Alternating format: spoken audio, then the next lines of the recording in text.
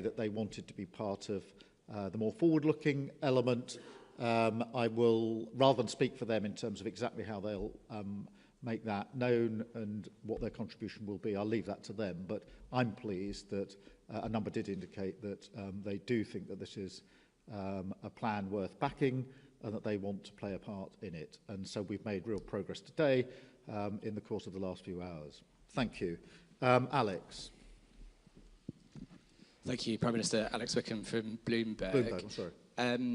On your coalition of the willing, do you think it can be bolstered by countries that aren't just in Europe? Essentially, we've got Canada represented here today. Do you think you could get countries beyond Europe to join the coalition of the willing, essentially make it almost a transatlantic partnership?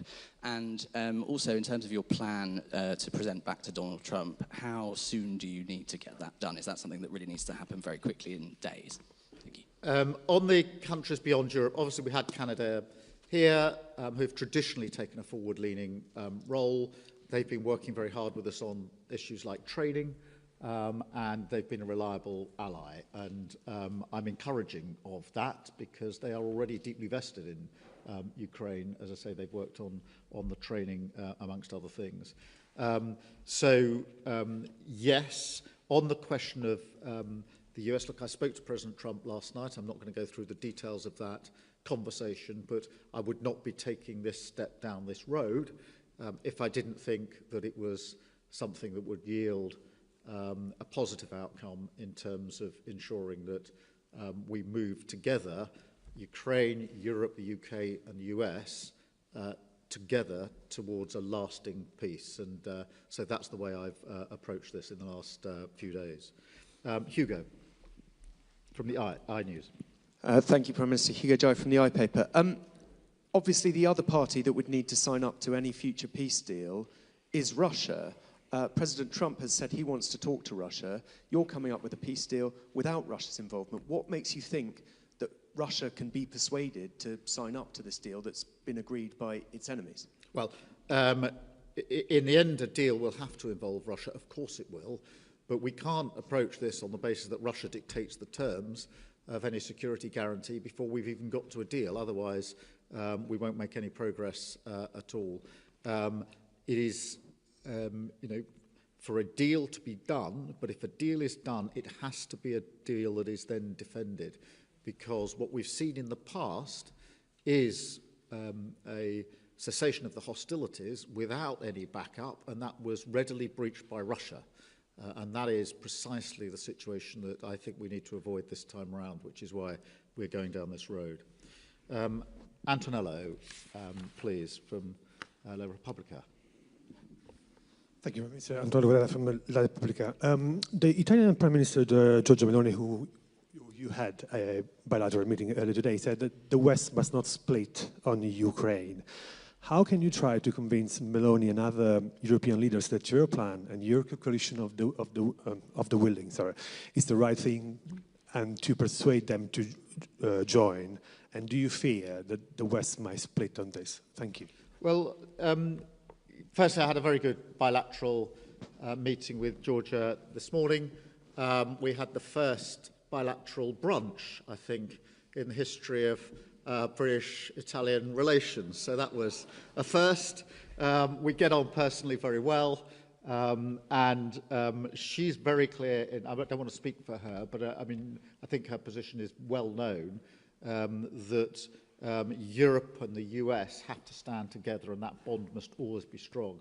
So there's a huge amount of common ground between the way I see this and the way Georgia sees this, particularly the view that it is important for the security and defence of Italy, of Europe and the United Kingdom, that we work as we've always. Okay, let's go.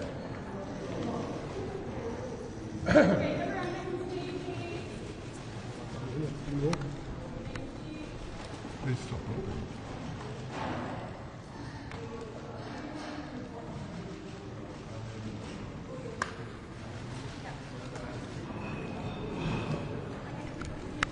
Right, thank you.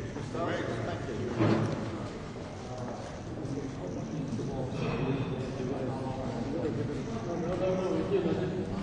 you.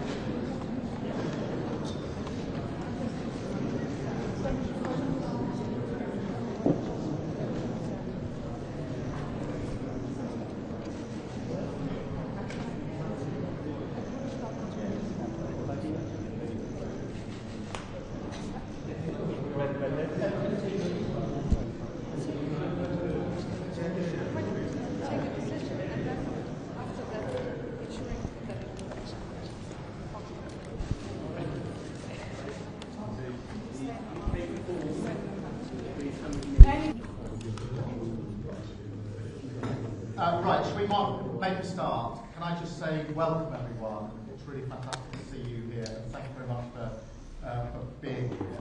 Obviously, I want to say a particular welcome to President Zelensky, Vladimir.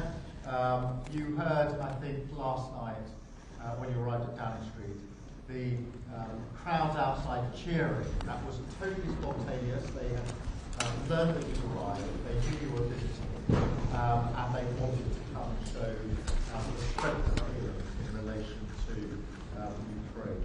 And so I think we hope you know that we're all with you, people of Ukraine, for as long as it takes, and everyone around us totally.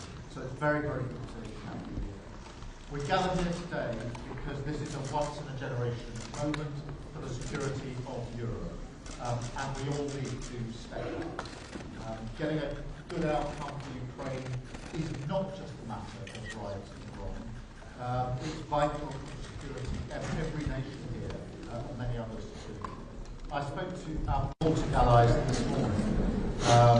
Together, they obviously are part of our discussion, and all of Ukraine's partners have to move this and grab it with both hands.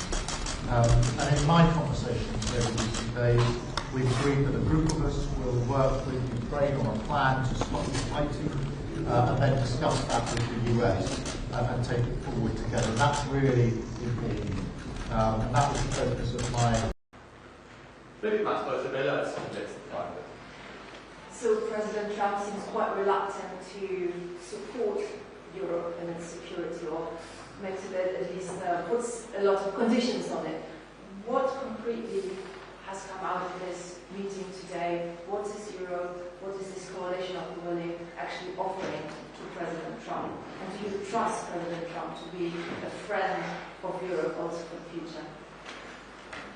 We are together allies in the transatlantic alliance, and this is still the key of the security of United States, Canada and the European states, member of NATO.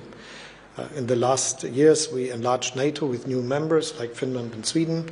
We increased our spending for defense in Europe and in the United States, and this is the path we will follow in the future as well. And on the other hand, it is key that we all are understanding that it is our common task to support Ukraine, because it's a threat to the security architecture, not just of Europe, but also the world, that Russia invaded its neighbor country just for conquering part of the territory or all the territory. We cannot accept this, and we cannot accept that borders will be changed by force.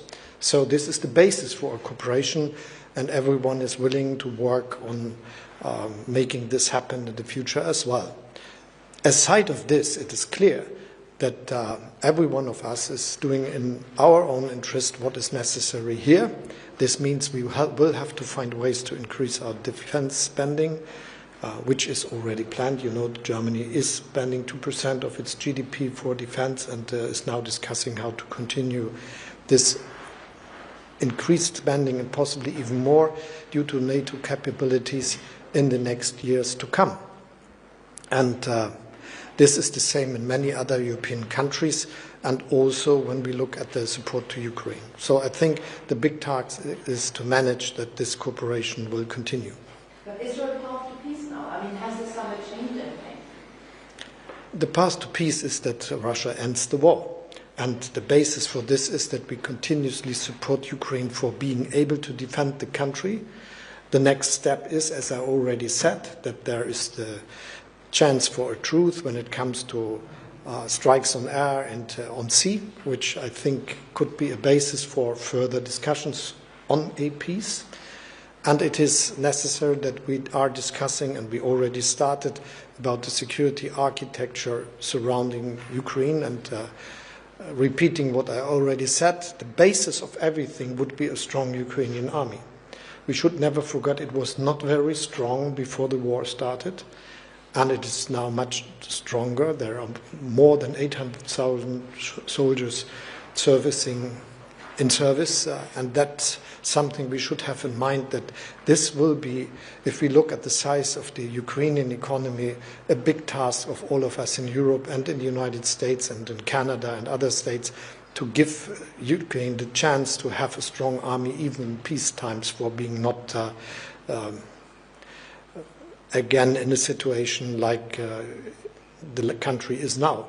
And around of this, we will find other measures of security, guarantees and support. But the basis of everything must be a strong army, which is not easily to. Afternoon. The first priority of this government. Nous allons tous participer.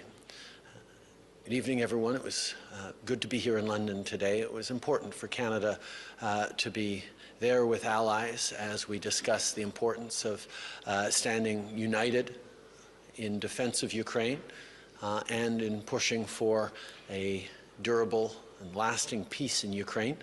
We all have important roles to play, and we've recommitted today to continue to do that. In those roles, Prime Minister Starmer mentioned a coalition of the willing. What role will Canada play in that coalition?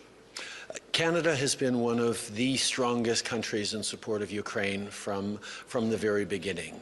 For over 10 years now, we've been training Ukrainian defense forces. We're up to close to 40,000 Ukrainian troops that we have trained over the years. We're continuing to play a significant role in training, as is the UK, who is our primary partner in that. We've also invested close to $20 billion in supports for Ukraine, military, economic, and other. And we're going to continue to be there to support Ukraine as necessary, with whatever it takes for as long as it takes, because Ukraine is not just defending its own territory, it's defending the very principles and values that underpin all of our democracies. So as we look at what's going to be necessary in the coming years, I can assure you that et surtout nos amis ukrainiens, que le Canada continuera d'être au rendez-vous.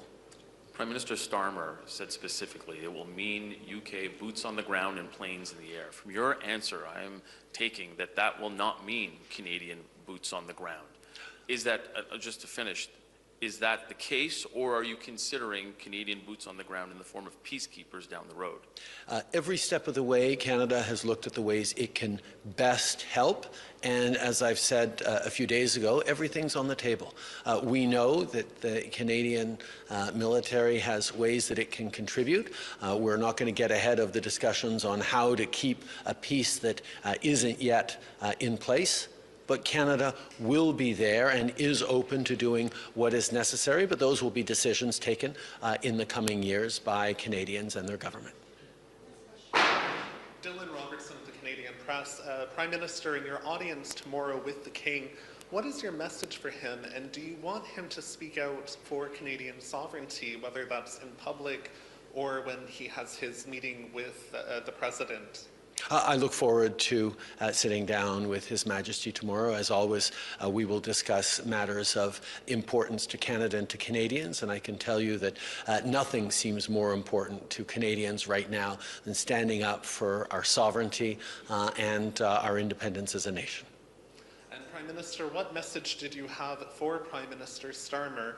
Did you ask him to speak up for Canadian sovereignty, and is it acceptable that he's taken a pass on that? I can actually highlight that Prime Minister Starmer spoke during a PM question period last week, I believe, on how Canada is a strong and valued ally and partner.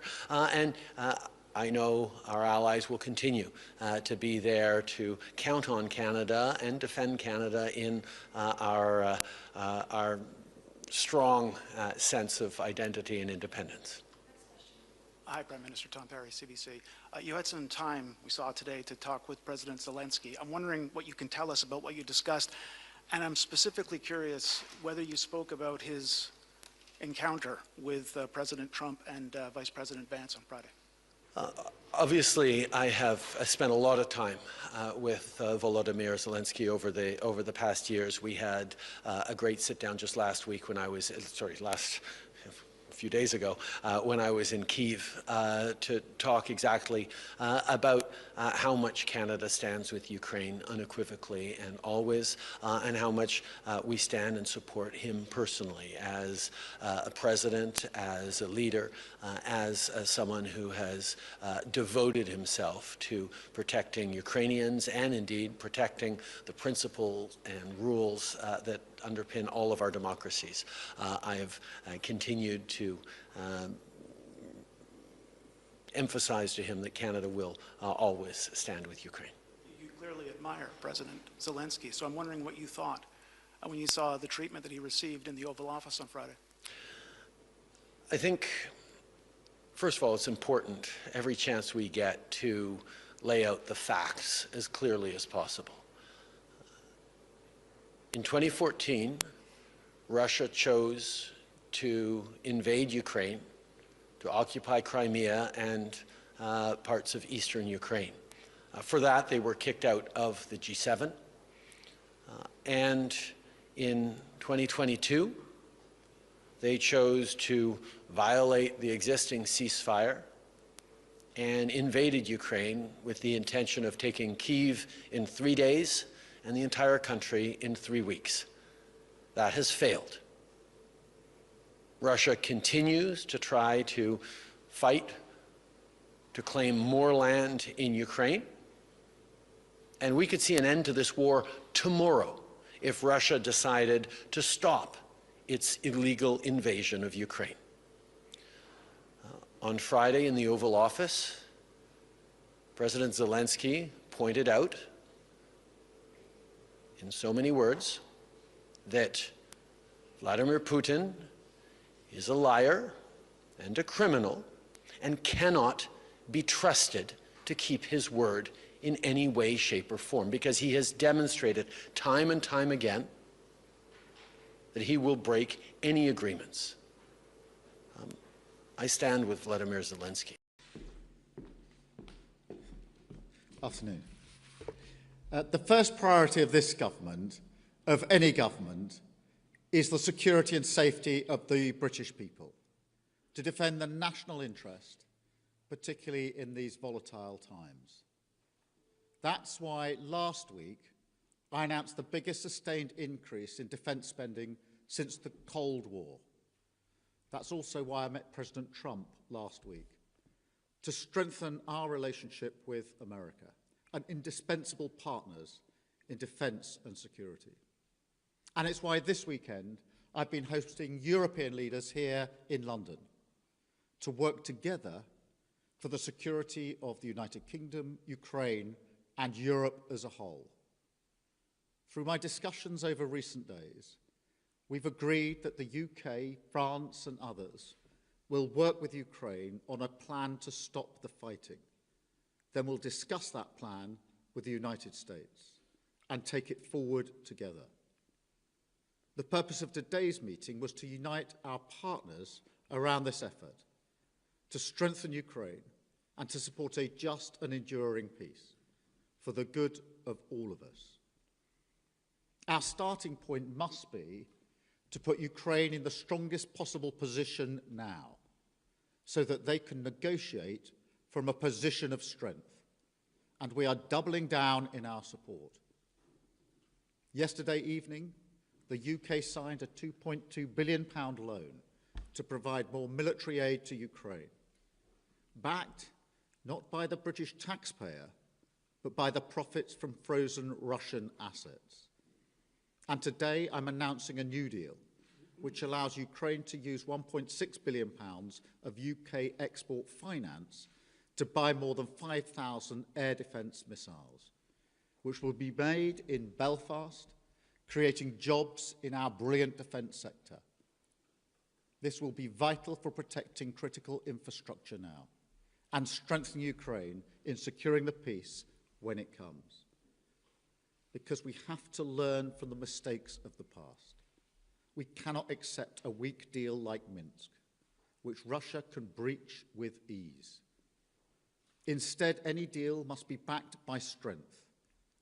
Every nation must contribute to that in the best way that it can, bringing different capabilities and support to the table, but all taking responsibility to act, all stepping up their own share of the burden. So we agreed some important steps today. First, we will keep the military aid flowing and keep increasing the economic pressure on Russia to strengthen Ukraine now. Second, we agreed that any lasting peace must ensure Ukraine's sovereignty and security, and Ukraine must be at the table. Third, in the event of a peace deal, we will keep boosting Ukraine's own defensive capabilities to deter any future invasion. Fourth, we will go further to develop a coalition of the willing to defend a deal in Ukraine and to guarantee the peace. Not every nation will feel able to contribute, but that can't mean that we sit back. Instead, those willing will intensify planning now with real urgency. The UK is prepared to back this with boots on the ground and planes in the air, together with others. Europe must do the heavy lifting. But to support peace in our continent and to succeed, this effort must have strong US backing. We're working with the US on this point after my meeting with President Trump last week. And let me be clear, we agree with the President on the urgent need for a durable peace. Now we need to deliver together. Finally, we agreed that leaders will meet again very soon to keep the pace behind these actions and to keep working towards this shared plan. We are at a crossroads in history today. This is not a moment for more talk. It's time to act, time to step up and lead, and to unite around a new plan for a just and enduring peace. Thank you. I will now take a number of questions, starting, I think, with you, Beth, at Sky. Thank you, Prime Minister. Watching President Trump berate a wartime president and defender of European freedom in the Oval Office said to many people what you've already said in a way, that everything has changed. Given that the US has become an unreliable ally, did you as European leaders discuss the prospect of actually going it alone, and actually what the reality of a US pulling out of this, all of this would mean? Do you think you really do need the US? And if you do you think the coalition of the willing will be enough to bring President Trump back around? Thank you. Well, first, in relation to last Friday, nobody wanted to see what happened last Friday, but I do not accept that the US is an unreliable ally. The US has been a reliable ally to the UK for many, many decades and continues to be. There are no two countries as closely aligned as our two countries, and our defence, our security and intelligence is intertwined in a way no two other countries are. So it's an important and reliable ally for us. The discussions we've had today, particularly the coalition of the willing, is on the basis that this is a plan that we will work with the US, and that it will have US backing. So that is the purpose of the plan, and that is why I spoke to President Trump last night before we developed the work on this plan. Thank you. I've got Robert from ITV. Hi, Robert Pearson, ITV. I want to sort of put to you what will be on the minds of millions of British people. With your commitment in the event of a peace deal to deploy British soldiers to Ukraine, is there now a more real prospect of Britain being at war with Russia? Can you rule that out? The whole point of a guarantee for any deal, or if there is a deal, is to preserve the peace. And if you want to preserve the peace, you have to be prepared to defend the peace. So the reason I've been forward-leaning on this is because I want to avoid conflict, because I do not want conflict in Ukraine, in Europe, and certainly not in the United Kingdom. I want stability in the United Kingdom. The way to ensure that stability is to ensure that we are able to defend a deal in Ukraine, because the one thing our history tells us is that if there is conflict in Europe, it will wash up on our shores. And already in the last 3 years, what's happened in Ukraine has had a massive impact on many working people back here in the United Kingdom, because their bills have gone up, their energy bills have gone up. There's been an instability in our economy caused by that conflict. So we are not unaffected by it. And of course, our own security and defence depends on the defence and security of Europe. So every step I am taking is in order to preserve peace, to avoid conflict, because the safety and security of the British people is my #1 duty and responsibility, and I take it very seriously. Thank you. Chris at the BBC. Thank you, Prime Minister. Chris Mason, BBC News. After what happened the other night between Presidents Trump and Zelensky, do you feel a greater personal responsibility alongside President Macron and others for delivering a workable peace? And on the coalition of the willing, as you've described it today, are you persuading more people to join it? Thank you. On the question of responsibility, I do think the United Kingdom should step up and lead. We have done that historically as a nation, and we need to do it again. And that is why we're moving forward on this. On the coalition of the willing, yes, a number of countries have indicated today that they want to be part of the plan that we are developing. I'll leave them to make their own statements about exactly how they want to make that contribution. But we've been able to move that forward. I accept without criticism and with respect the position of other countries that may not feel that they want to contribute in that way. But I strongly feel that unless some move forward, we will stay in the position we're in forward, and therefore it is a deliberate plan to ensure that we get some momentum and pace here. And it is intended to preserve the peace, and it's intended to ensure that we stay in lockstep with the United States, which is my strongly held belief the best way to preserve security and defence in Europe and security and defence in the United Kingdom.